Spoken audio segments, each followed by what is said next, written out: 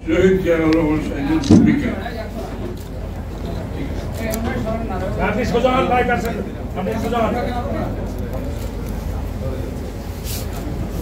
বহুদলীয় গণতন্ত্র একদলীয় বাকশালের পরে যে প্রেক্ষাপট সৃষ্টি হয়েছিল সেখান থেকে শহীদ প্রেসিডেন্ট জিয়াউর রহমান সাহেব যখন বাংলাদেশ রাষ্ট্রের দায়িত্বে আসে তখন স্বাধীনতার যুদ্ধের মূল কারণ ছিল বাংলাদেশে গণতান্ত্রিক রাষ্ট্র প্রতিষ্ঠা, পাকিস্তানিদের বিরুদ্ধে সংগ্রাম, স্বাধীনতা আন্দোলন, স্বাধীনতা যুদ্ধ এবং স্বাধীনতা সংগ্রামের মূল কারণ ছিল গণতন্ত্র, যেটা বাকশালের মাধ্যমে তৎকালীন মাথাটা একটু ডাইনে রাখিস হালকা আওয়ামী লীগ কেড়ে নিয়েছিল এবং বহুদলীয় গণতন্ত্রে মূল বিষয়টা হচ্ছে বাংলাদেশের মানুষের জনগণের মালিকানা তাদের কাছে ফিরিয়ে দেওয়া, যেটা বাকশালের মাধ্যমে কেড়ে নেওয়া হয়েছিল। সেই স্বাধীনতা বাংলাদেশের মানুষের সেই মালিকানা বাংলাদেশের মানুষের কাছে ফিরিয়ে দেওয়া, সেটা হচ্ছে বহুদলীয় গণতন্ত্রের মূল মন্ত্র, মূল ধারণা। এবং সেই আন্দোলন, সেই সংগ্রাম, সেই ত্যাগ অব্যাহতভাবে কিন্তু বাংলাদেশে চলেছে।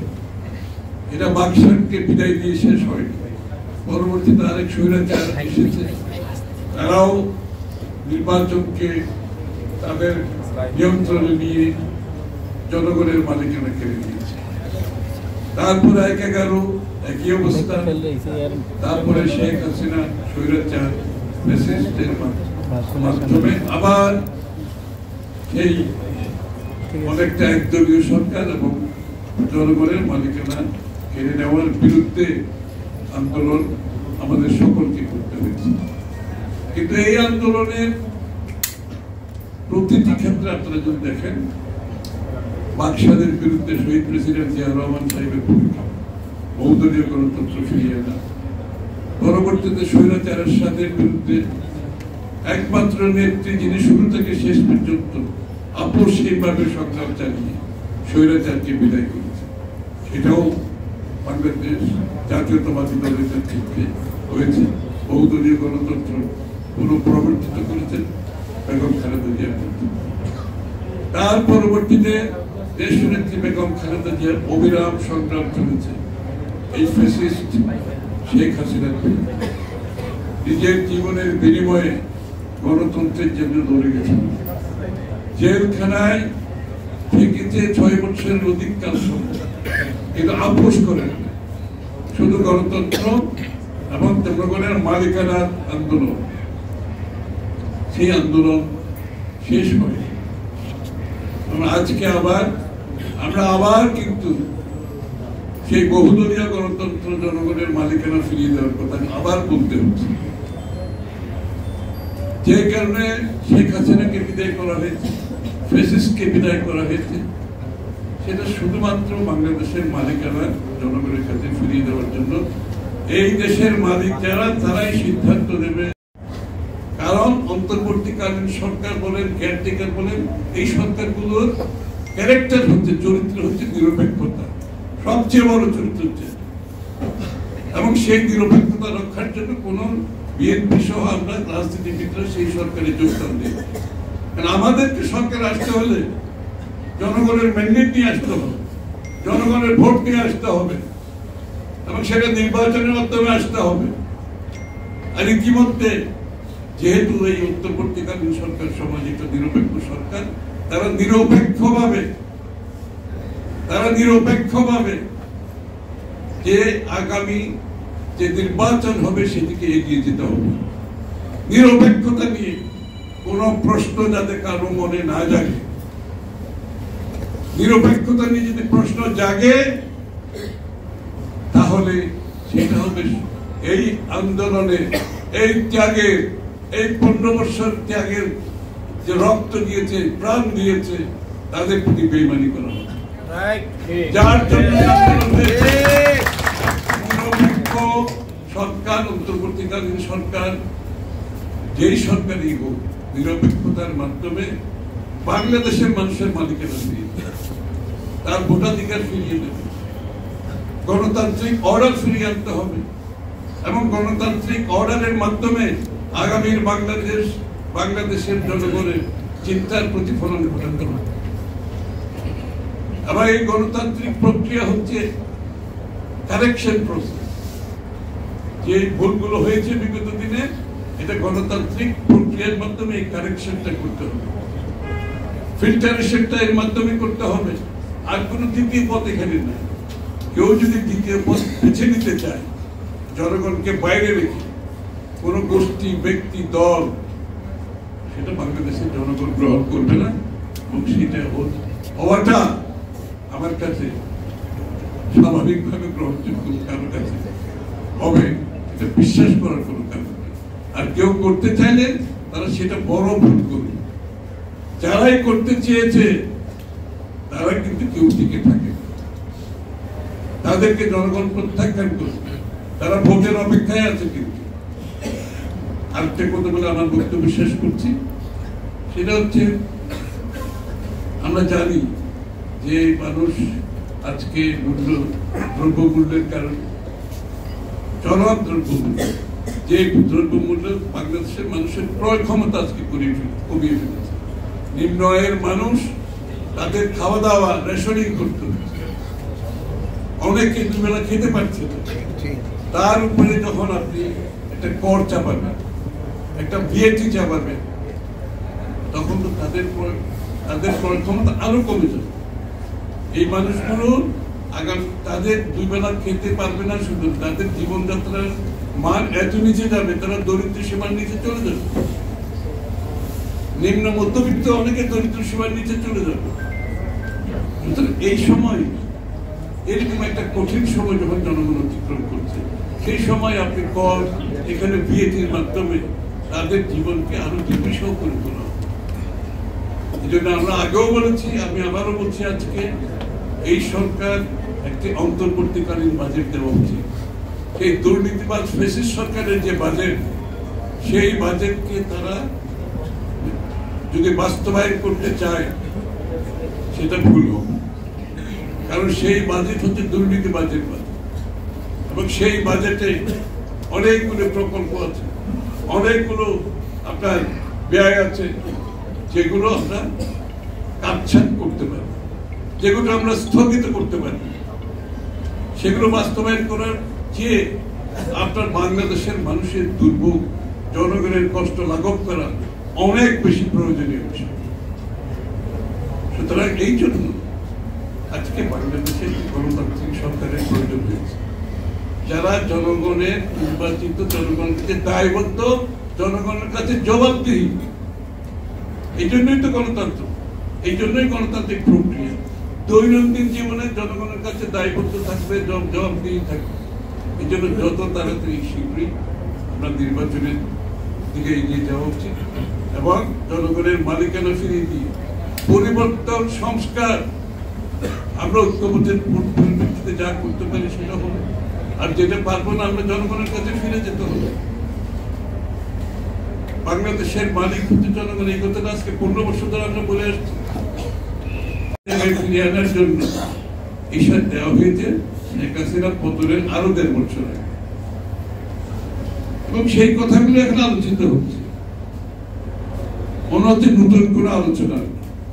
এই আলোচনাটা বহু আগে হয়েছে, সিদ্ধান্ত হয়েছে, দেশের সামনে আমরা প্রস্তাব দিয়েছি এবং এগুলো কিভাবে বাস্তবায়ন করবো সেটাও বলা হয়েছে। যে আগামী দিনে যে সরকার হবে, জাতীয় সরকারের মাধ্যমে এটা বাস্তবায়ন হবে।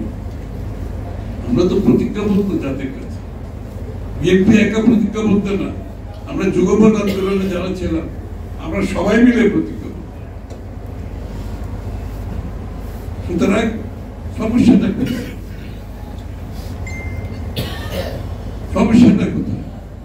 এটার একমাত্র ম্যান্ডেট দেওয়ার মালিক হচ্ছে বাংলাদেশের জনগণ।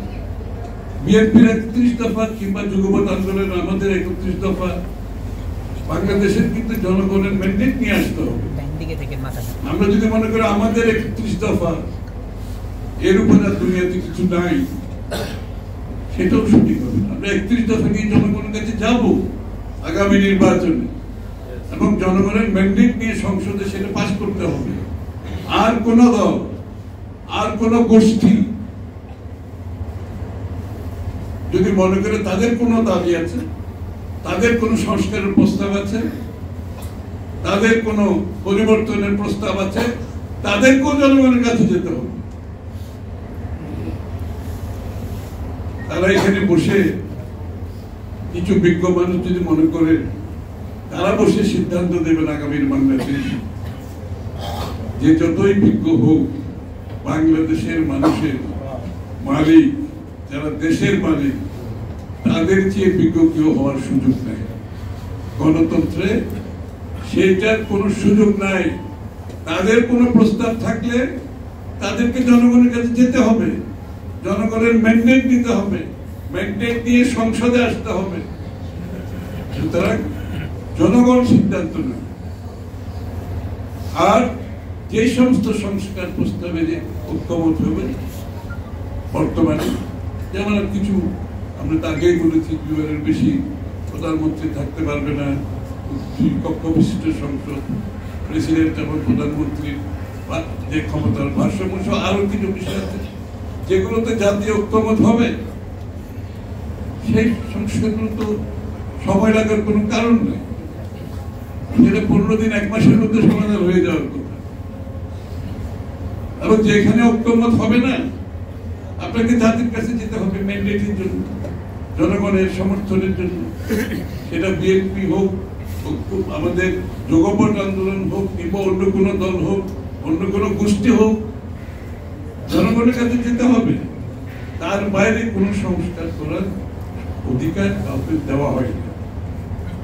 এবং এই যে বর্তমান সরকার যেটা আছে, এই সরকার সকলের আমরা সবাই মিলে সমর্থন দিয়েছি। কারণ সমর্থন দিয়েছি শেখ হাসিনা পতনের পরে বাংলাদেশে একটি নিরপেক্ষ সরকারের প্রয়োজনীয়তা ছিল। যতক্ষণ নির্বাচন হবে না ততক্ষণ একটা নিরপেক্ষ সরকার থাকবে, তাই না? সুতরাং সেটা ভেবে আমরা সবাই মিলে একটা নিরপেক্ষ সরকারের জন্য আজকে যারা সরকার তাদেরকে সমর্থন দিয়েছে। আমরা কিন্তু সেই ক্ষমতায় অংশগ্রহণ করি নাই। বিএনপি তথা অন্যান্য দল আমরা সিদ্ধান্ত নিয়েছি যে আমরা সেই নিরপেক্ষ সরকারে কোন রাজনৈতিক দল, এবং তার একমাত্র উপায় হচ্ছে বাংলাদেশের জনগণের মালিকের ভোটে নির্বাচিত প্রতিনিধিত্বশীল নির্বাচিত সংসদ এবং সরকারের মাধ্যমে এটা করতে হবে। এর ব্যতিক্রম কিছু করার কোনো সুযোগ নেই। কেউ যদি মনে করে যেভাবে শেখ হাসিনা তার জনগণের মালিকানা কেড়ে নিয়েছিল, শেখ মুজিবুর রহমান বাকশালের মাধ্যমে কেড়ে নিয়েছিল, সেইভাবে তার বিরুদ্ধে কোন দেশের মানুষ সংগ্রাম করেছে। সুতরাং আমরা আর নতুন করে সেই সংগ্রাম করার তো দরকার নাই। শেখ হাসিনাকে বিদায় করার পরে এটাই স্বাভাবিক ছিল যে আবার জনগণের মালিকানা জনগণের কাছে ফিরে যাবে।